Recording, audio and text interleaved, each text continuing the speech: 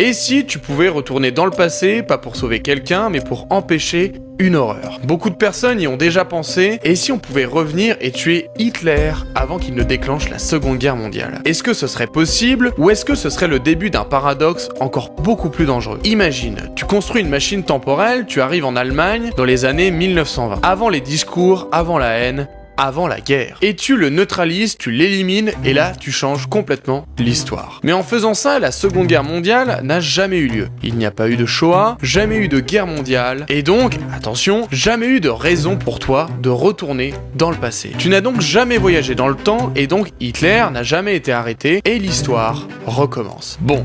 Voilà le cœur du paradoxe. Une action qui efface elle-même sa cause. Et là encore, les scientifiques évoquent une issue possible, le dédoublement du réel. En tuant Hitler, tu n'effaces pas ton propre passé, tu ouvres une nouvelle ligne temporelle, un univers alternatif où la guerre n'a jamais eu lieu, mais où ton monde d'origine, lui, existe toujours et est intact. Et imagine si tu te trompes. Et si ce nouveau monde sans Hitler donnait naissance à quelque chose d'encore pire? Et c'est là que les paradoxes temporels deviennent vertigineux. Changer le passé, ce n'est pas juste déplacer une pierre, c'est ouvrir un gouffre. Et parfois, ce gouffre te regarde en retour. Mais ce n'est rien comparé au prochain paradoxe, car là, ce n'est plus toi qui change le monde, c'est ton regard, ta simple présence qui change la réalité.